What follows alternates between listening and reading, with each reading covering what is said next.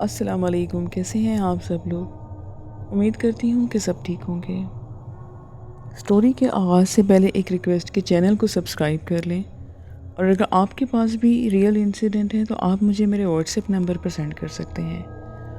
آج کی پہلی سٹوری روبینہ عبدالرحمن نے شاہکوٹ سے بھیجی ہے۔ یہ واقعہ میں آپ کو انہی کی زبانی سنا رہی ہوں۔ یہ واقعہ میری آنکھوں دیکھا ہے جو پھوپھو کی بیٹی کزن کے ساتھ پیش آیا۔ اس وقت میری عمر لگ بھگ 7 یا 8 سال تھی۔ واقعہ کچھ یوں ہے کہ میری پھوپھو اپنے سسرال ملنے گئی تھی اپنے بچوں کے ساتھ۔ رات گئی ان کی واپسی بہت دیر سے ہوئی۔ گھر تک پہنچنے کے لیے ان کا گزر ریل کی پٹریوں سے ہوا، اور اس جگہ کے بارے میں یہ بات مشہور تھی کہ وہاں رات کے وقت ایک چڑیل دلہن کے روپ میں بھٹکتی ہے۔ میری جس کزن کے ساتھ یہ واقعہ پیش آیا، اس نے اس وقت بہت تیز پرفیوم لگایا ہوا تھا اور بال بھی کھلے چھوڑے ہوئے تھے۔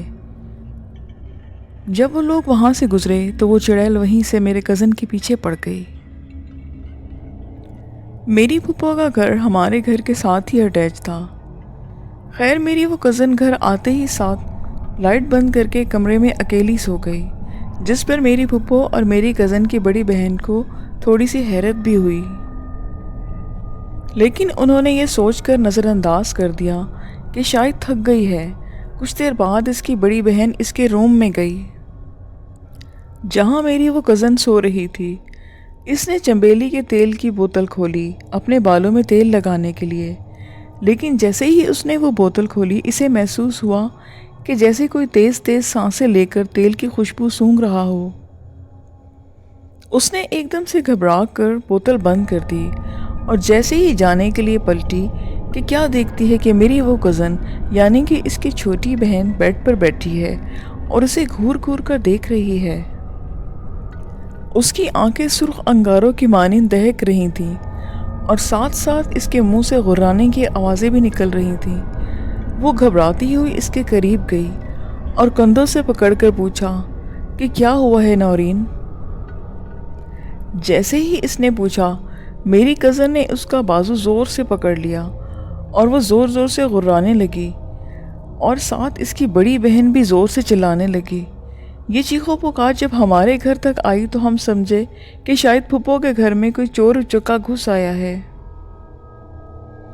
میرے ابو نے جلدی میں پاس رکھا ہوا ہتھوڑا اٹھایا اور پھوپھو کے گھر کی طرف بھاگے۔ جب وہ گھر میں داخل ہوئے تو انہیں محسوس ہوا کہ ہوا کا کوئی تیز جھونکا ان کے قریب سے گزرا ہے۔ وہ جیسے ہی کمرے میں آئے تو انہوں نے دیکھا کہ میری اس کزن نے اپنی بڑی بہن کو گلے سے پکڑا ہوا ہے اور چھوڑ نہیں رہی تھی۔ پھوپھو زور زور سے چلا رہی تھی۔ میرے والد نے آگے بڑھ کر میری کزن کے ہاتھ کو پکڑا اور چھڑانے لگے۔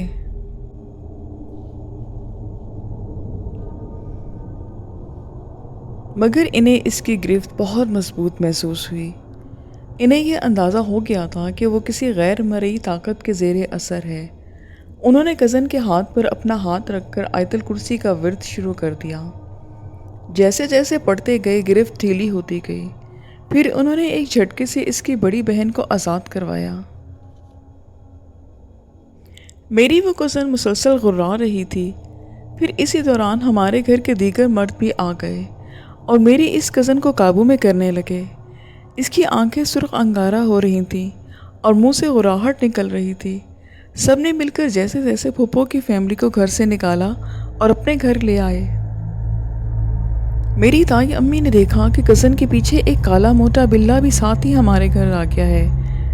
اس بلے کی جسامت کافی بڑی تھی۔ وہ دیکھ کر کافی گھبرا گئیں۔ جب میری کزن کے کمرے میں بٹھایا گیا تو میری تایا زاد اس کے پاس قرآن پاک لے کر بیٹھ گئی۔ پہلے اسے قرآن پاک کے اوراق کی ہوا دی اور پھر یاسین شریف پڑھنے لگی۔ جیسے ہی اس نے ایک دم سے جھٹکا لیا اور وہ بے ہوش ہو گئی۔ اس کے منہ پر پانی کے چھینٹے مارے تو وہ ہوش میں آئی، اور جب اس کو بٹھایا گیا تو اسے اس کمرے میں موجود شیشے میں وہ چڑیل نظر آئی۔ میری کزن شیشے کی طرف اشارہ کر کے زور زور سے رونے لگی، لیکن ہم میں سے وہ چڑیل کسی اور کو نہیں دکھائی دی۔ مگر ہم سب سمجھ ضرور گئے تھے کہ وہ چڑیل ادھر ہی موجود ہے۔ رات کا 1 بج گیا تھا مگر وہ چڑیل ہمارے گھر سے جانے کا نام نہیں لے رہی تھی۔ ہمارا پورا گھر بچے سمیت سب خوفزدہ تھے۔ پھر اتنے میں پورے گھر کی بجلی آن اور آف ہونے لگی، جس سے ماحول اور خوفناک ہو گیا۔ پھر میرے والد صاحب نے سب کو تاکید کی کہ جلدی سے اونچی آواز میں آیت الکرسی پڑھنا شروع کر دو۔ ہم سب نے ان کی بات پر فوراً عمل کیا۔ جس کو اس وقت جو بھی قرآنی آیات یاد تھیں وہ پڑھنے لگے۔ اتنے میں گھر کا مین گیٹ زور سے کھلا اور پھر خود ہی بند ہو گیا۔ گھر کی بجلی بھی روٹین کے مطابق آ گئی۔ سب اپنی جگہ خاموش اور ساکت تھے۔ کچھ دیر بعد سب کچھ نارمل ہونے کا احساس ہوا تو سب نے شکر کا سانس لیا کہ وہ چڑیل گھر سے نکل گئی۔ کزن کی حالت بھی کچھ بہتر ہوئی۔ بہرحال خوف باقی تھا۔ وہ رات سب گھر والوں نے بہت بھاری طریقے سے گزاری۔ اس رات کوئی بھی نہ سو سکا۔ اگلے دن ہم گھر کے سب بچے بخار میں تپ رہے تھے۔ کافی دن تک ہم سب بیمار رہے، اس کے بعد ہم نارمل ہوئے، اور میری اس کزن کو کچھ دن تک مولوی صاحب سے ہم دم بھی کرواتے رہے۔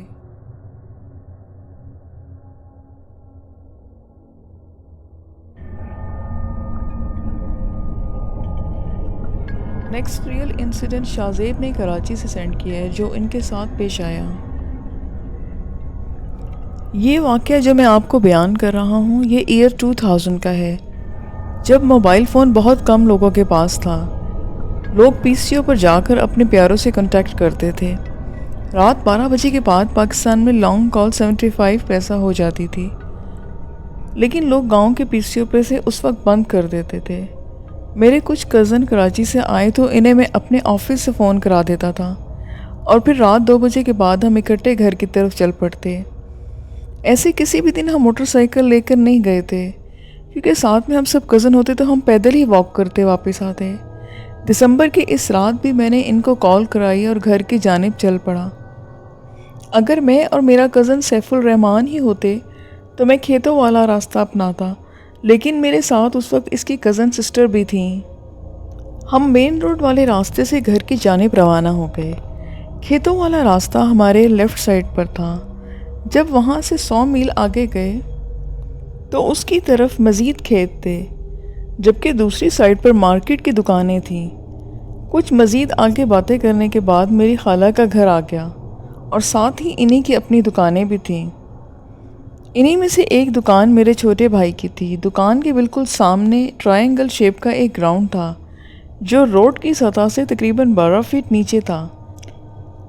دن کے وقت جب ہم سب کرکٹ فٹ بال کھیلتے تو تماشائی وہاں روڈ کے کنارے بیٹھ کر کھیل کا لطف اٹھاتے۔ میرے لیے وہ نشیبی علاقہ اجنبی نہیں تھا، بلکہ روز کا آنا جانا تھا۔ کھیتوں والے راستے کے بارے میں کچھ باتیں مشہور تھیں کہ یہاں پر بھوت پریت ہوتے ہیں، لیکن اس نشیبی گراؤنڈ کے ساتھ کوئی ایسا واقعہ منسوب نہیں تھا۔ دسمبر کی وہ رات بڑی عجیب تھی۔ ہلکی ہلکی چاندنی میں ہم آہستہ آہستہ گھر کی جانب چل رہے تھے۔ سردی کی وجہ سے کتے بھی شاید سو گئے تھے، اس لیے ہر طرف خاموشی کا راج تھا۔ یا تو ہماری باتوں کی آوازیں یا پھر ہمارے قدموں کی چاپ اس سناٹے کو چیر رہی تھی۔ جب ہم نشیبی گراؤنڈ سے تقریباً 40 قدم کے فاصلے پر پہنچے تو بہت سے بچوں کی آوازیں سنائی دیں۔ بچوں کی ہنسنے کھیلنے کی آوازیں نشیب سے آ رہی تھیں۔ ہم سب کزن ایک دوسرے کو سوالیہ نظروں سے دیکھنے لگے کہ حیرت ہے کہ رات کے 2 یا 3 بجے کا وقت ہے اور یہ بچے یہاں کیا کر رہے ہیں۔ ہم چند قدم مزید آگے بڑھے تو بہت ہی پیارے چھوٹے چھوٹے بچے ایک ٹولی کی صورت میں نشیب سے اوپر کی طرف آ رہے تھے۔ پھر ایک دوسرے کے پیچھے بھاگتے بھاگتے وہ نشیب میں دوبارہ اتر گئے۔ ہم گھبراہٹ اور پریشانی میں سارا راستہ ان بچوں کے متعلق ہی سوچتے اور بولتے رہے۔ ہم سب دسمبر کی اس ٹھنڈی رات میں بھی پسینے پسینے ہو چکے تھے۔ میں نے اگلے دن بھائی اور خالہ سے پوچھنے کا ارادہ کیا کہ وہ بچے کس کے تھے اور رات کے اس وقت کھیلتے کس کے ساتھ تھے۔ بڑی ہی مشکل اور بے قراری سے میں نے وہ رات گزاری۔ سارا جسم پسینے سے بھرتا رہا اور میں پانی پیتا رہا، لیکن نیند مجھے نہیں آئی۔ صبح آفس جانے کے لیے موٹر سائیکل نکالی اور راستے میں پہلے خالہ کے گھر چلا گیا۔ باتوں ہی باتوں میں ان کو بتایا کہ چھوٹے چھوٹے بچے رات کو پتہ نہیں کیسے نکل جاتے ہیں۔ پھر میں نے ان کو ساری بات بتا دی۔ وہ بھی حیران ہوئی اور بتایا کہ ہم نے کبھی ایسا نہیں دیکھا اور نہ سنا۔ اب مجھے بچوں کے جنات ہونے پر کوئی شبہ نہیں تھا، کیونکہ جہاں سے چڑھ کر روڈ پر وہ آ رہے تھے وہ نشیب میں تھے اور 12 فٹ کی عمودی دیوار کی طرح ڈھلان تھی، جہاں سے بڑے لوگوں کا چڑھنا مشکل ہے، تو پھر یہ چھوٹے بچوں کا اور معصوم بچوں کا چڑھنا تو بالکل ہی ناممکن ہے۔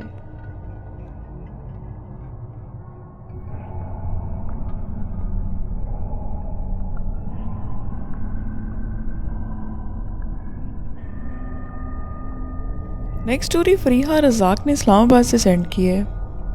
کچھ سال پہلے کی بات ہے جب میں اور میرے ہسبینڈ سعودیہ میں مقیم تھے۔ وہاں ہم جس فلیٹ میں رہتے تھے اس کے متعلق کہا جاتا تھا کہ یہ آصف زدہ ہے۔ وہاں ایک فیملی بھی رہتی تھی پاکستان۔ ان کی وائف کا کہنا ہے کہ اکثر ان کو بھی ایسا لگتا تھا کہ جیسے گھر میں ان کے علاوہ بھی کوئی چلتا پھرتا ہے۔ خیر وہ تو فیملی والے تھے، بچے بھی تھے، اس لیے گھر میں رونق رہتی تھی، لیکن ہم ٹھہرے اکیلے۔ میاں تو شام ہوتے ہی ڈیوٹی پر جاتے اور رات کو 2 بجے ہی واپس آتے۔ میں پہلے تو کسی سے ملتی ہی نہیں تھی، سارا دن نماز، ٹیلی ویژن اور پاکستان کے فون پہ باتیں کرتی۔ گھر کا کچھ زیادہ کام نہیں تھا، اس لیے میں بور ہونے لگی، تو دوسری پاکستانی اور انڈین فیملیز جو ہمارے ساتھ رہتی تھی ان کے ساتھ رابطہ قائم کیا۔ پھر آنا جانا شروع ہوا تو پتہ چلا کہ یہ پوری بلڈنگ ہانٹڈ ہے، یعنی کہ کبھی کبھی کسی نہ کسی کو کوئی اجنبی دکھائی دیتا ہے رات میں گھروں میں۔ اب میں صدا کی تجسس پسند میاں کو کچھ بتایا ہی نہیں، ورنہ وہ تو فوراً گھر چینج کرتے۔ پھر ابھی کچھ دن ہی گزرے تھے کہ ایک رات مجھے نیند نہیں آ رہی تھی۔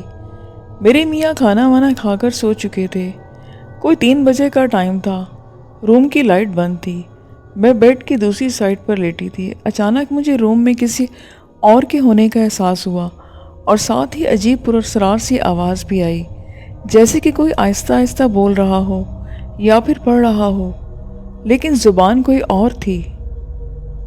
میرے میاں کی میری طرف بیک تھی۔ میں نے سب سے پہلے ادھر کروٹ لی کہ دیکھوں کیا ہو رہا ہے۔ جیسے ہی میں نے ان کی طرف کروٹ بدل دی تو کیا دیکھا کہ ایک سفید دھواں جیسے سایہ بنا ہو اور اس کا چہرہ نظر آ رہا تھا، لیکن جسم ہوا میں دھوئیں کی طرح تحلیل ہو رہا تھا۔ وہ چیز میاں کے سر کے اوپر سے گھوم کر سارے جسم کے ارد گرد گھوم رہی تھی۔ میں پہلے تو فریز ہو کر دیکھتی رہی، پھر جیسے ہی کچھ بولنے کے قابل ہوئی، لیکن 10 سیکنڈ تک میری یہی کیفیت تھی۔ پھر جیسے ہی میں نے ہوش سنبھالا، میں نے آیت اور صورتیں جو بھی مجھے یاد تھیں پڑھنا شروع کر دیں۔ جیسے میں پڑھتی رہی میرا حلق سوکھتا جا رہا تھا۔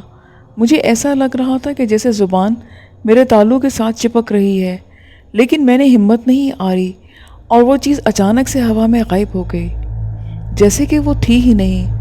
لیکن مجھے کافی دیر کمرے میں خوشبو کا احساس ہوتا رہا۔ پھر میں نے اپنے شوہر کو اٹھایا کہ دیکھوں کہ وہ ٹھیک تو ہیں، لیکن انہوں نے اٹھا۔ میں نے ان کو اپنی ساری کہانی سنائی کہ جو اس کمرے میں ہوا، مگر انہوں نے میری بات کا اعتبار نہیں کیا۔ میرے ہسبینڈ کا ان چیزوں پہ بلیو نہیں ہے۔ فریحہ رزاق صاحبہ کے ساتھ سعودی عربیہ والے ہاؤس میں جو پرابلمز ہوئیں، ہانٹڈ تھا، وہ ابھی اور شیئر کر رہی ہیں۔ میں آپ کو ان کی زبانی سناتی ہوں۔ جیسا کہ میں نے آپ کو بتایا کہ ہم جس گھر میں رہتے تھے وہ آصف زدہ تھا۔ سعودیہ کے متعلق کہا جاتا ہے کہ دنیا میں سب سے زیادہ جنات کا بسیرا ہے۔ وجہ ایک تو جنات دنیا میں انسانوں سے بہت زیادہ رہتے ہیں اور اس دنیا پر اپنا حق ہم سے زیادہ سمجھتے ہیں۔ دوسرا، سعودی عرب ایک قدیم جگہ ہے اور زیادہ تر سنسان صحراؤں پر مشتمل ہے۔ ایک دفعہ میں اور میاں گھر سے باہر گئے، ہم کہیں شاپنگ مال میں شاپنگ کرنے گئے تھے۔ ہم صبح 10 بجے کے قریب نکلے۔ جب ہم اندر گئے تو مال میں ابھی بہت کم لوگ تھے، کیونکہ سعودیہ میں لوگ زیادہ تر شام کو شاپنگ کرتے ہیں۔ جب ہم مال میں گئے تو میرے میاں نے گاڑی بالکل دروازے کے سامنے کھڑی کی تھی، لیکن جب نکلے تو کافی گاڑیوں کا رش ہو چکا تھا، لیکن ہماری گاڑی نہیں تھی اور ہم سخت حیران تھے۔ ہم یہ سوچ رہے تھے گاڑی سامنے ہی تو پارک کی تھی، کہاں چلی گئی؟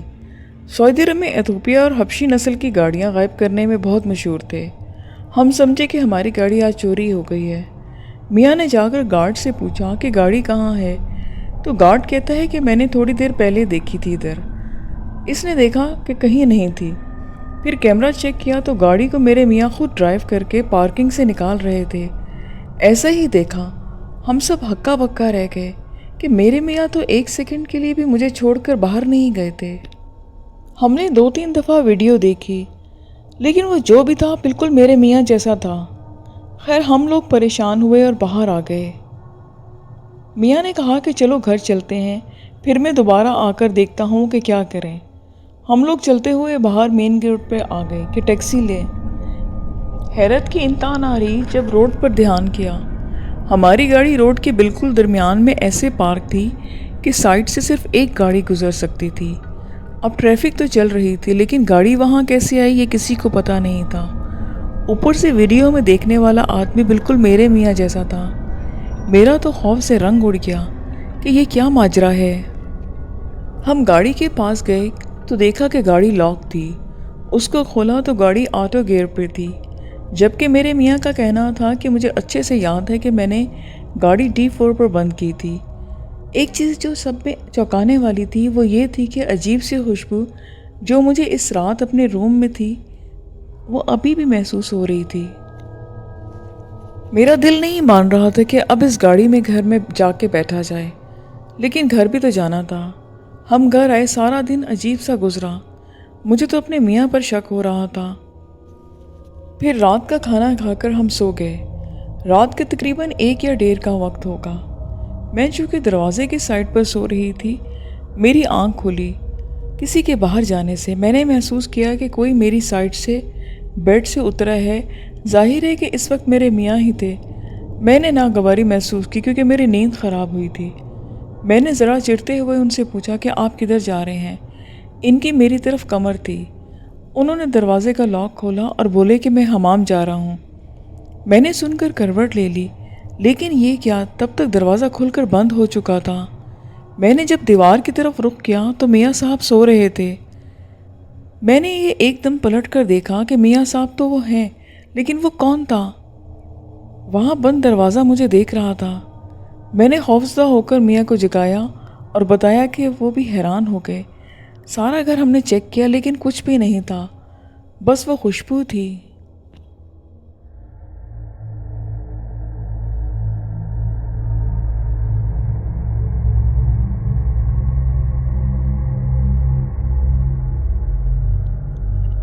یہ کچھ بھوتوں کے متعلق انفارمیشن ہے جو میں آپ کو دے رہی ہوں۔ بھوت یعنی کہ جنات۔ جنات چاہتے ہیں کہ انہیں محسوس کیا جائے، ان کی موجودگی کا احساس کیا جائے۔ کہا جاتا ہے کہ جنات کو ٹائم گزارنے کا علم ہی نہیں ہوتا، ان کے ارد گرد ٹائم رکا رہتا ہے، اس لیے ان کی زندگیاں ہزاروں سال کی ہوتی ہیں۔ وہ اسٹیٹ آف کنفیوژن کا شکار ہوتے ہیں، جیسے خواب میں اٹک گئے ہوں۔ جنات کی سونگھنے کی حس بہت تیز ہوتی ہے، ان کو لیموں کی خوشبو بہت زیادہ پسند ہوتی ہے۔ جنوں کا سینس آف ہیومر بہت اچھا ہوتا ہے اور انہیں انسانوں کی ہنسی کی آواز بہت زیادہ پسند ہوتی ہے۔ جنات اکثر اپنے ارد گرد کے ماحول سے اکتا جاتے ہیں اور جلد ہی اپنی نئی جگہ پہ چلے جاتے ہیں۔ اکثر جنات خوش مزاج ہوتے ہیں، لیکن کچھ بہت زیادہ دکھی اور افسردہ سے۔ اکثر جنات اپنا آپ لوگوں پر خوابوں میں ظاہر کرتے ہیں، اور اکثر دفعہ دیکھا گیا ہے کہ جنات کے ساتھ خاص قسم کی بو پائی جاتی ہے۔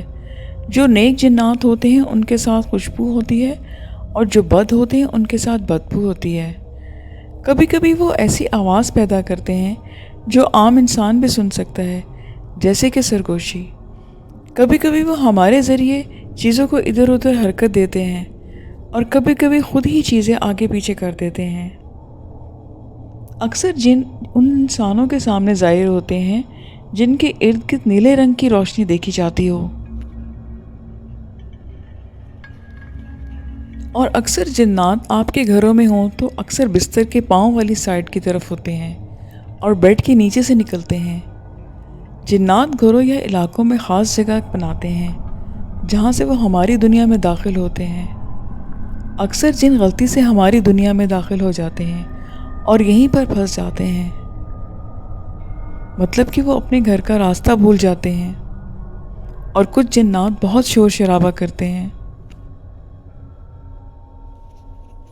جنات میں ایک نسل جانوروں کی ہوتی ہے، جیسے کہ کتا اور بلی۔ جنات اکثر چھوٹے بچوں کے ساتھ دوستی کر لیتے ہیں، اور یہی وجہ ہے کہ اکثر چھوٹے بچے خود ہی مسکراتے رہتے ہیں اور اکثر بچوں کو ڈراتے اور تنگ کرتے ہیں۔ یہی وجہ ہے کہ ہمارے ریلیجن میں مغرب کے بعد بچوں کو اکیلا چھوڑنے سے منع کیا گیا ہے۔ رات کے وقت جنات کو آپ کے گھروں کی سیڑھیاں چڑھنا اترنا بہت پسند ہوتا ہے۔ اکثر لوگوں نے شکایت کی ہے کہ رات کے وقت سیڑھی پر انہیں دھکا لگتا ہے۔ جانور جنات کو دیکھ سکتے ہیں، اس لیے کبھی کبھی وہ ایک ہی طرف اور ایک ہی جگہ کو تاڑے جاتے ہیں۔ جنات بہت سوشل ہوتے ہیں اور وہ باہر کے قبائل سے بھی دوستیاں بنا کر رکھتے ہیں۔ جنات گروپ کی صورت میں رہتے ہیں اور سفر کرتے ہیں۔ اگر آپ کے کمرے کا ٹیمپریچر ایک دم سے گر جائے تو وہاں جنات کی موجودگی ہو سکتی ہے۔ میرے سورس سے ضروری نہیں کہ یہ باتیں سچ ہوں، لیکن یہ سب باتیں ٹونی کارنیل نامی ایک آدمی نے، جو انگلینڈ میں سوسائٹی آف فزیکل ریسرچ کا ممبر ہے، اس نے یہ سب باتیں ایک برٹش میگزین میں کی ہیں۔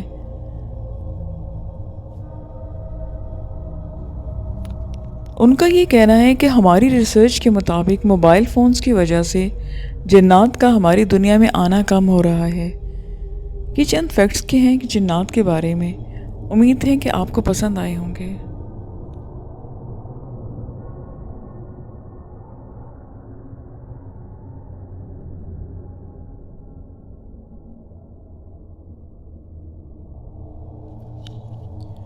یہ ریئل انسیڈنٹ سمن نے سینڈ کیا ہے۔ یہ واقعہ آج سے کوئی 7-8 سال پہلے کا ہے۔ رات 8 بجے کا وقت تھا۔ میرے چاچی اور آنٹی اپنی چھت پر بیٹھے باتیں کر رہے تھے۔ میں آپ کو بتاتی چلوں کہ میری آنٹی پر جن کا سایہ ہے۔ آنٹی کا دھیان ہمارے گھر کی چھت پر گیا۔ ہمارے گھر آپس میں جڑے ہوئے تھے۔ اچانک سے وہ چاچو کو چلا کر کہنے لگی کہ وہ دیکھو باجی کی چھت پر کیا ہے۔ چاچو تو اپنے دھیان میں بیٹھے تھے، ابھی ان کی طرف پوری طرح گردن بھی نہ موڑے تھے کہ آنٹی بھاگتی ہوئی اپنی چھت کی دیوار سے اٹھی اور ہماری چھت پر آ گئی۔ چاچو ایک دم سے حیران ہوئے کہ یہ کیسے ایک دم سے وہاں پر پہنچ گئی، اور پھر وہاں سے ہماری سب سے اوپر والی چھت جہاں پر پانی کی ٹنکی ہوتی ہے وہاں پر پہنچ گئی۔ پھر وہاں پر جا کر اپنی کمر کے گرد ہاتھ رکھ کر چاروں طرف دیکھنے لگی۔ چاچو کا کہنا تھا کہ یہ سب کچھ 10 سیکنڈ کے دوران ہوا۔ چاچو حیران پریشان آنٹی کو دیکھتے رہ گئے۔ چاچو کہتے ہیں کہ اس وقت آنٹی کی شکل اتنی عجیب اور آنکھیں اتنی بڑی طرح کھلی ہوئی دکھائی دے رہی تھیں کہ چاچو بھی حیران تھے۔ آنٹی اس طرح سے ریئیکٹ کر رہی تھی کہ جیسے کسی کو ڈھونڈ رہی ہوں۔ چاچو کو اتنی زیادہ حیرت تھی کہ جہاں پر میں نہیں چڑھ سکتا تھا تو یہ عورت ہو کر کیسے پہنچ گئی۔ ہمارے چاچو کہتے ہیں کہ میں 100% یقین سے کہہ سکتا ہوں کہ وہ جو بھی کچھ تھی مگر میری بیوی نہیں تھی۔ پھر چاچو کہتے ہیں کہ تھوڑی دیر چھت پر کھڑی ہونے کے بعد جب چاچو کی طرف دیکھا تو کہنے لگی کہ میں یہاں کیسے پہنچی، اور وہ بہت حیران تھی۔ چاچو نے کہا کہ میں نہیں جانتا، اب تم نیچے آ جاؤ۔ تو کہتی ہیں کہ میں کیسے اتروں، مجھے نہیں آتا۔ پھر چاچو خود ہی اوپر گئے اور ان کو پکڑ کر نیچے لائے۔ اگلے دن چاچو نے یہ سب بات میری امی کو بتائی۔ جب وہ بات بتا رہے تھے میں بھی ان کے پاس بیٹھی تھی کہ اچانک آنٹی نے اٹھ کر پہلے میرے چہرے کو نوچنے کی کوشش کی۔ میں ایک دم سے ڈر کر پیچھے ہو گئی تو چاچو کہتے ہیں کہ ڈرامہ نہ کرو۔ اب مجھے چھوڑ کر انہوں نے چاچو کا گلا پکڑ لیا اور اتنی زور سے دبا دیا، ان کے منہ سے ایک بھیانک سی آوازیں نکل رہی تھیں۔ چاچو خود کو چھڑاتے چھڑاتے ہلکان ہو گئے۔ ان کی آنکھوں سے اس وقت پانی نکل آیا اور رنگ سرخ کے بجائے پیلا ہونے لگا۔ امی کے ذہن نے کام کیا اور جلدی سے آیت الکرسی اور دوسری سورہ پڑھنا شروع کر دی اور ساتھ ساتھ چاچو کو چھڑانے کی بھی کوشش کی۔ تب تک ہم سب روم سے بھاگ گئے تھے۔ سب سے پہلے امی نے مجھے جانے کو کہا اور میرے پیچھے بھائی بھی بھاگ کر آ گیا۔ امی کی آیت الکرسی کے ورد کی وجہ سے چاچی نے چاچو کو چھوڑا اور ان کی ہاتھوں کی گرفت ان کی گردن پر سے ڈھیلی ہوئی تو چاچو نے ایک دم سے ان کے ہاتھ پکڑ کر ان کو صوفے پر گرا دیا۔ امی جو کچھ صورتیں پڑ رہی تھیں وہ پانی پر دم کر کر ان کو پلایا۔ تب ان کا دورہ یا جو بھی کچھ تھا وہ ختم ہوا، مگر ان کو پھر بھی کچھ یاد نہیں تھا۔ چاچو بیچارے اکثر ایسے حملوں کا شکار ہو جاتے ہیں۔ رات کے بارے میں آنٹی کا کہنا ہے کہ کسی انتہائی خوفناک چیز کو میں نے دیکھا تھا جو ہماری چھت پر تھی اور مجھے اوپر آنے کا اشارہ کر رہی تھی۔ اس کے بعد مجھے کچھ یاد نہیں۔ لسنرز، یہ آج کی سٹوریز تھیں۔ امید ہے کہ آپ کو پسند آئیں گی۔ اپنا بہت خیال رکھیے گا، دعا میں یاد رکھیے گا۔ اجازت دیجیے، خدا حافظ۔